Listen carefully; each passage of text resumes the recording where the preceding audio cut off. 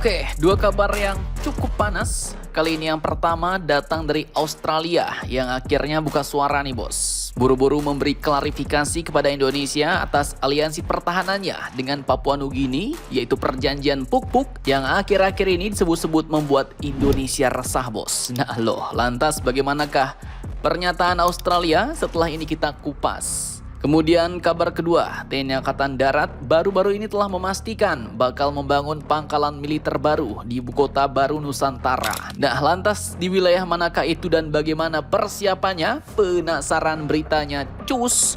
Markibong, mari kita bongkar berita lengkapnya satu per satu bosku.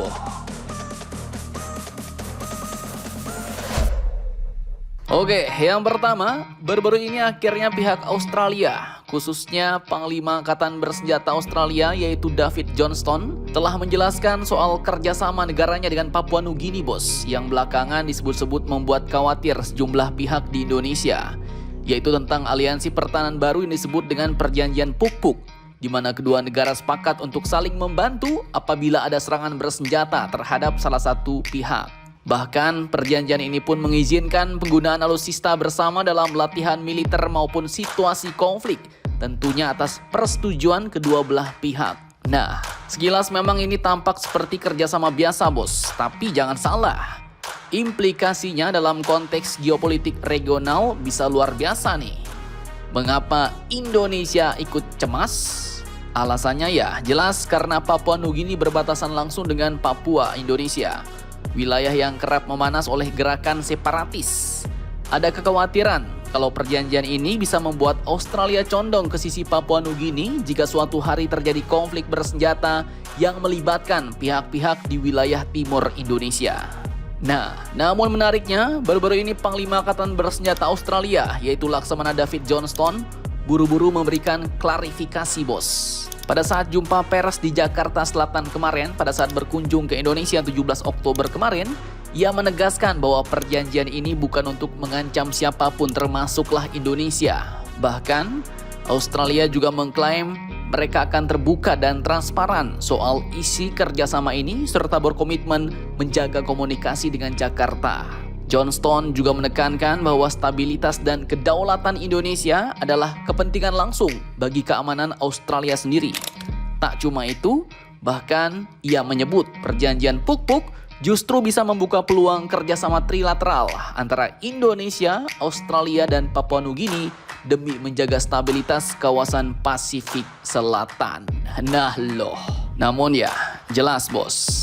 Kalau mau diajak gabung ya Indonesia nggak bakalan mau, karena Indonesia juga punya kerjasama yang erat dengan Tiongkok ya kan. Nah, meski Australia sudah klarifikasi seperti ini, tetap mementingkan stabilitas dan kedaulatan Indonesia dan akan bersikap transparan. Namun jika kita lihat dari rekam jejak, maka menurut Mimin ya Indonesia bolehlah terbuka terhadap aliansi itu bos. Namun Indonesia juga harus tetap waspada. Nah, apakah alasannya? Oke, jadi meski ucapan Laksamana David Johnston terdengar diplomatis dan menenangkan ya kan, namun jelas negara kita ya nggak boleh terlena bos. Dunia pertahanan ini bukan soal kata-kata manis seperti malam minggu kalian yang lagi berduaan dengan gebetan.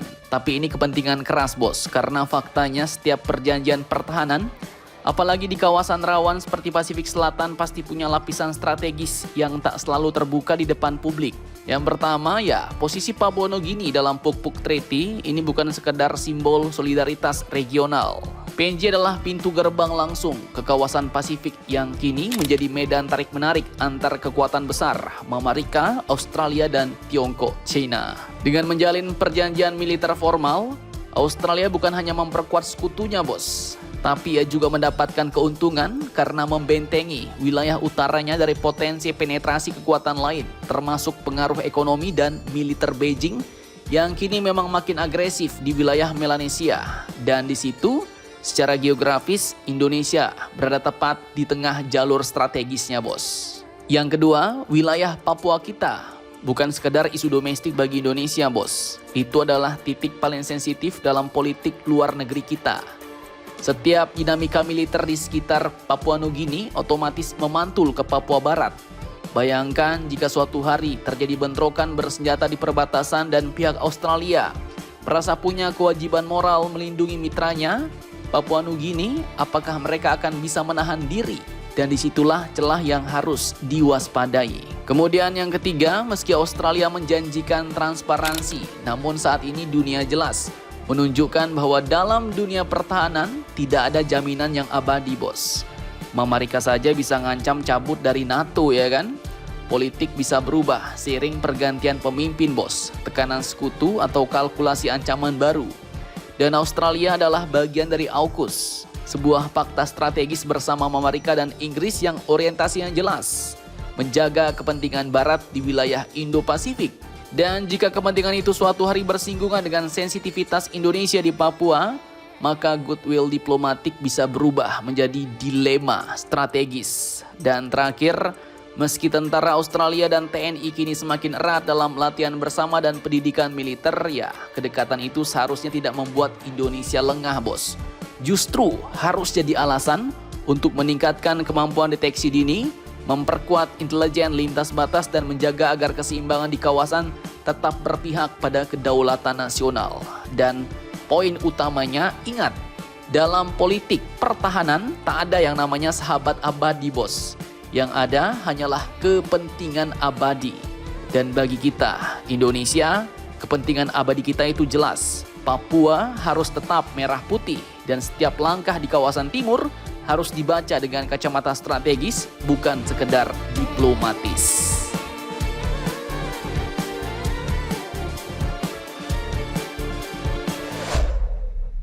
Oke, lanjut kabar mantap kedua. TNI Angkatan Darat kini resmi membangun pangkalan baru di jantung IKN, tepatnya di wilayah Sepaku, bos, Kalimantan Timur.